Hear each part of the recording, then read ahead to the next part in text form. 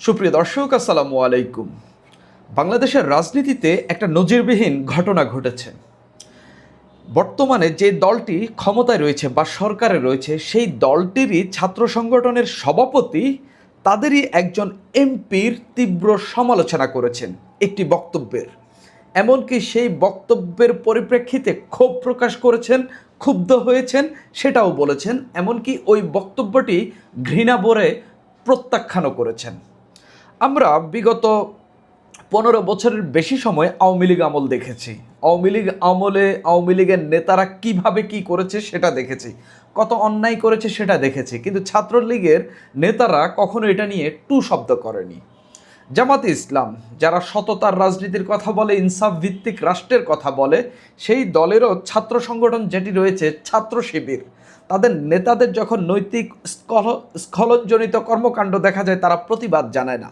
অর্থাৎ ছাত্র সংগঠনগুলো কখনোই তাদের সিনিয়র যে দল বা তাদের যে মাদার সংগঠন যেটা, মূল সংগঠন যেটা, সেটার নেতাদের সমালোচনা করতে বাংলাদেশের রাজনীতিতে খুব একটা দেখা যায় না।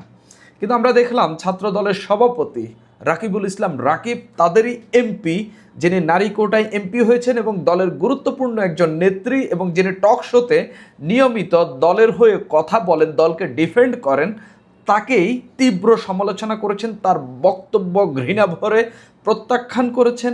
এমনকি তিনি যেন এমন বক্তব্য না দেন সেটার জন্য বলেছেন। এটা বাংলাদেশের রাজনীতিতে নজিরবিহীন ঘটনা। কি ঘটেছে সেটা তো কথা বলবো, এর মধ্যে রাকিবুল ইসলাম রাকিব কি বার্তা দিলেন সেটা নিয়েও কথা বলবো। প্রথমে রাকিবুল ইসলাম রাকিবের বার্তাটা বলি, এটা খুবই ইন্টারেস্টিং আমার কাছে মনে হয়েছে। বার্তাটা হইল এমন যে আপনি আওয়ামী লীগ খারাপ কাজ করছে সেটা সমালোচনা করছেন, সেটার বিরুদ্ধে আন্দোলন করছেন, সেটার প্রতিবাদ জানাচ্ছেন, রাস্তায় দাঁড়াচ্ছেন, এবং আওয়ামী লীগকে শেষমেশ ছাত্রদল মিলে, দেশের আপামর জনতা মিলে, সবাই মিলে হটিয়েছে। অর্থাৎ তারা একটা বৈধ আন্দোলন করেছে এবং সেই আন্দোলনের লেজিটিমেসি তারা নিজেরাই তৈরি করেছে, ছাত্রদল একা না, সবাই মিলে। এখন আপনি জামাতেরও সমালোচনা করছে ছাত্রদল, বা জামাতের রাজনীতির বিরুদ্ধে বিভিন্ন কর্মসূচি দিচ্ছে, বিভিন্ন সময় বিভিন্ন রাজনীতি যেটা খারাপ বা মানুষের বিরুদ্ধে গিয়ে যে রাজনীতিটা হচ্ছে বলে তাদের কাছে মনে হচ্ছে। যখন এটা হচ্ছে আপনি প্রতিবাদ জানাচ্ছেন, কিন্তু আপনার দলের কিছু হইলে আপনি প্রতিবাদ জানাবেন না। ঠিক সেই বার্তাটাই দিয়ে রাখলেন রাকিবুল ইসলাম রাকিব। তিনি প্রধানমন্ত্রীর গাড়ির সামনে দিয়ে, গাড়ির পেছনে দিয়ে দৌড়াচ্ছেন, এগুলো নিয়ে ব্যাপক সমালোচনা হয়েছে। বিশেষ করে বট বাহিনী এটা নিয়ে সমালোচনা করেছেন, আবার বট বাহিনী এটাকে প্রমোট করছেন। অর্থাৎ বিএনপির এমপির বিরুদ্ধে যখন রাকিবুল ইসলাম রাকিব কথা বলেছেন বা প্রতিবাদ জানিয়েছেন, তখন আবার বট বাহিনী তাকে প্রশংসা করেছেন। আসলে রাকিবুল ইসলাম রাকিব এমন একজন ক্যারেক্টার, জুলাই অভ্যুত্থানের আগে পরে এমন একজন ক্যারেক্টার হিসাবে নিজেকে দাঁড় করিয়েছেন, যিনি আসলে খুব বেশি বিতর্কের কেন্দ্রবিন্দুতে নেই। তার বয়স নিয়ে অনেকেই সমালোচনা করে, তার দলের লোক না, অন্যজন সমালোচনা করে, তাকে চাচা বলে, বুড়া দাদু ভাই বলে, নানান কিছু বলে। কিন্তু এখন পর্যন্ত জুলাই অভ্যুত্থানের পর, জুলাই অভ্যুত্থানে সক্রিয় ভূমিকা রাখাদের মধ্যে অন্যতম গুরুত্বপূর্ণ ভূমিকা পালন করে যাচ্ছেন এই রাকিবুল ইসলাম রাকিব। অথচ তার ব্যাপক সমালোচনা, তাকে নানাভাবে সোশ্যাল মিডিয়াতে ডিফেম করা হয়, নানান কথাবার্তা, নানান কিছু বট বাহিনী তার বিরুদ্ধে রটায়। এখন তিনি প্রমাণ করলেন যে জুলাই নিয়ে কটু কথা বললে বা জুলাইয়েরকে সেভাবে প্রশ্নবিদ্ধ করলে বা আন্দাজে কথা বললে বা আওয়ামী লীগের বয়ানটা যখন আপনার মুখে আসবে তখন তিনি প্রতিবাদ করবেন, এবং করেছেন। সেটা নিজ দলের এমপি হলেও তিনি করবেন এবং করে যাবেন। এক্ষেত্রে তার পথ যাইতে পারত, এক্ষেত্রে তিনি দলে চাপের মধ্যে পড়তে পারতেন, নানান কিছু হইতে পারতেন, কিন্তু তিনি সেসবে তোয়াক্কা করেননি। যেমন সরলতা তিনি প্রদর্শন করেন বা দেখাতে চান সেটা তিনি দেখিয়েছেন। রাকিবুল ইসলাম রাকিবকে আমার খুবই ভালো লাগে। জুলাইতে গুলি খেয়েছেন এবং আহত হয়েছেন। ছাত্র শিবিরের আপনি কয়জন দেখাতে পারবেন এই প্রশ্ন তিনি নিজেও তুলেছেন, কিন্তু তিনি এটাকে নিয়ে ক্রেডিটবাজি করেন না। জুলাইয়ের অন্য অন্য সমন্বয়কদের বিরুদ্ধে যেসব অভিযোগ, চাঁদাবাজি, সেই রাকিবুল ইসলাম রাকিব যদি ভেতরে করেও থাকেন, সরাসরি অভিযোগ সামনে আসেনি।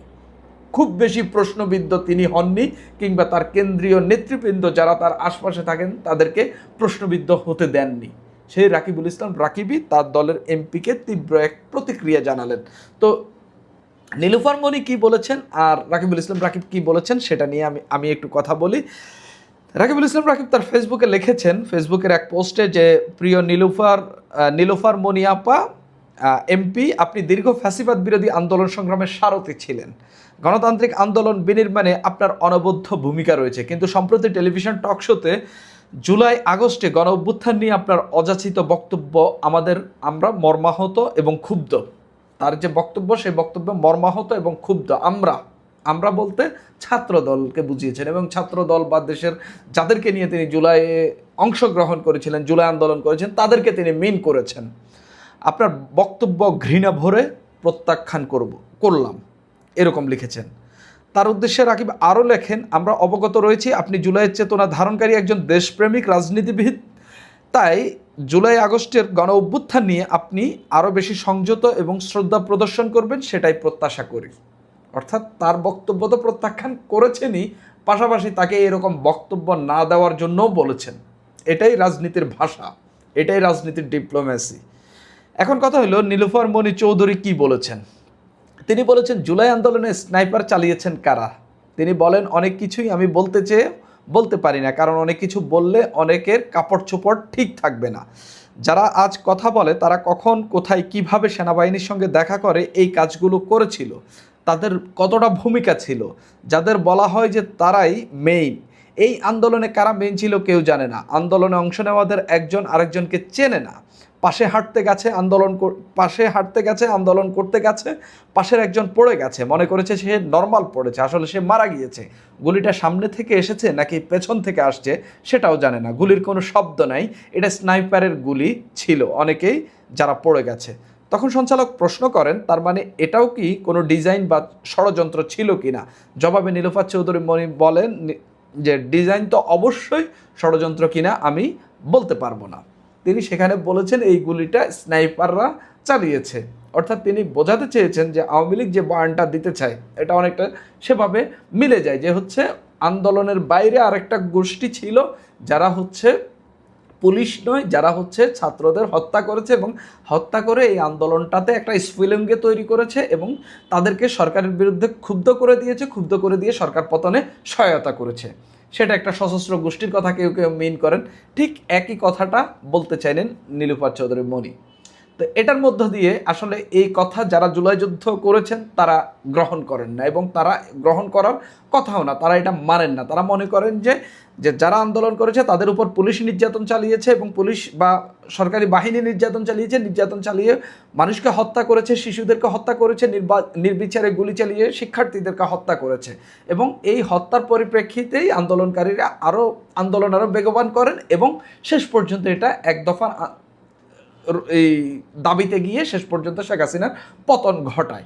এরপরে আওয়ামী লীগের দিক থেকে আরও নানান কিছু দিক থেকে এই কথাগুলো আসে যে হচ্ছে এখানে স্নাইপাররা গুলি চালিয়েছে, স্নাইপারদের সঙ্গে সরকারের কানেকশন ছিল না, বাহিনীর কেউ ছিল না, এখানে ভিন্ন জঙ্গি সংগঠন ওইটা সেটা নানান কিছু আন্দোলনকারীরা কেউ জামাত শিবিরের লোকজন এই স্নাইপার দিয়ে গুলি চালিয়ে তাদেরকে হত্যা করে এই আন্দোলনটা বেগবান করেছে, শেষ পর্যন্ত সরকার পতন ঘটিয়েছে। এই কথা কেউ বলার চেষ্টা করেন। তো সমাজে যেটা বলার চেষ্টা করা হয়, এটা অনেকেই বলে থাকেন যা কিছু রটে তার কিছু ঘটেও। তো এই জায়গা থেকে এটা আওয়ামী লীগের বয়ান হিসাবে প্রতিষ্ঠিত। আমরা জানি না স্নাইপার হিসাবে গুলি কারা করেছে, এটা প্রমাণিত না। কিন্তু নীলুফার চৌধুরী মনি যখন এটা বলছেন এটা ছাত্রদল গ্রহণ করেনি, এটাই সবচেয়ে বড় স্টেটমেন্ট। এই জন্য ছাত্রদল ওই আওয়ামী লীগের বয়ানটা বা এই ধরনের বয়ান যেগুলো সমাজে কেউ চালু করেছেন বা কেউ বলতে চান সেটা একেবারেই নিতে চাচ্ছেন না, বা সেটা বিএনপির কেউ বলুক এবং সেটা জুলাই অভ্যুত্থানের বিরুদ্ধে যাচ্ছে বিদায় তিনি এর প্রতিবাদ করেছেন। আপনি বলুন তো বাংলাদেশে কয়জন ছাত্রনেতা পাবেন যিনি তার দলের একজন সিটিং এমপির বিরুদ্ধে এভাবে কথা বলবেন?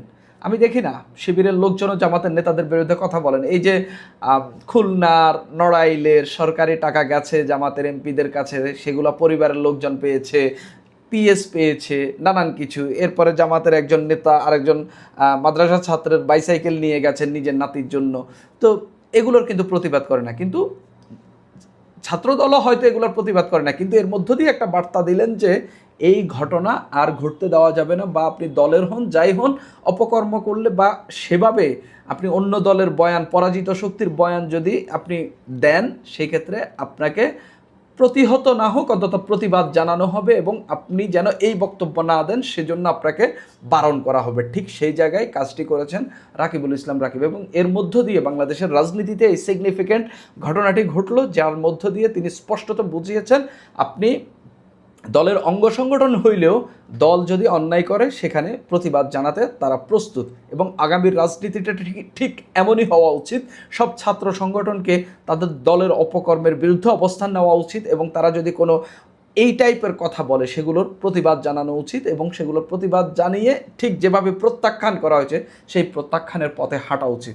এটা শুধুমাত্র ছাত্র দল নয়, ছাত্র শিবির, ছাত্র লীগ তো এখন নিষিদ্ধ, যখন ছিল তারা করেনি, ভবিষ্যতে যদি আসতে পারে করবে কিনা সেটা নিয়ে সন্দেহ থাকে, তবে সবারই এই প্র্যাকটিসে যাওয়া উচিত। সুপ্রিয় দর্শক, এখন এই পর্যন্তই।